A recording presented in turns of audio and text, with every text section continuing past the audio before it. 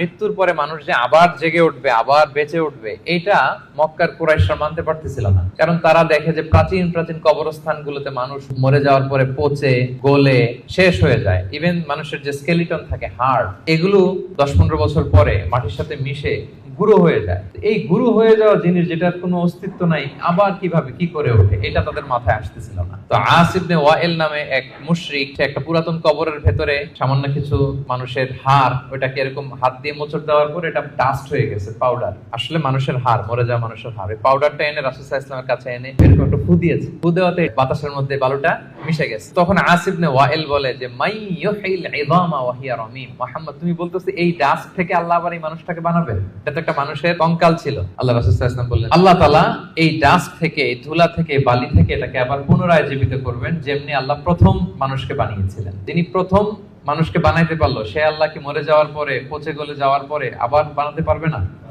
এবং আল্লাহ রাসূল সাল্লাল্লাহু আলাইহি ওয়াসাল্লাম বলেছেন, মানুষের দেহে একটা হাড্ডির কণা আছে, ইন্না ফিল ইনসানি আযমুন লা ইয়াকুলুহুল আরদু আবাদান। একটা হাড্ডির কণা আছে যেটা কখনো মাটি বালু এটাকে খেতে পারে না। মিনহা ইউরাক্কাবুল খালকু ইয়াউমাল কিয়ামা, কিয়ামতের দিন এখান থেকেই মানুষের আবার পুনঃসৃষ্টি হবে। সাহাবারা বললেন, আইয়ু আযমিন ইয়া রাসূলুল্লাহ, এই হাড্ডিটার নাম কি? আল্লাহ রাসূল সাল্লাল্লাহু আলাইহি ওয়াসাল্লাম বললেন, আজবুদ জানাত। ডাক্তারি ভাষায় এটাকে বলে কক্সিক। আমাদের যে শিরদাঁড়া আছে না, মেরুদণ্ড, এই মেরুদণ্ডের একেবারে নিচে ট্রায়াঙ্গেল, একটা ত্রিভুজ আকৃতির ছোট্ট বোন পার্টিকেল আছে, এটা নষ্ট হয় না। হিন্দুরা যে শ্মশানে লাশ পোড়ায়, সব পুড়ে যায়, ওইটা পুড়ে না। আমরা যে কবরস্থ করি, কবর মাটি সব খেয়ে ফেলতে পারে, কিন্তু ওই ছোট্ট হাড্ডি কণিকাটা নষ্ট হয় না।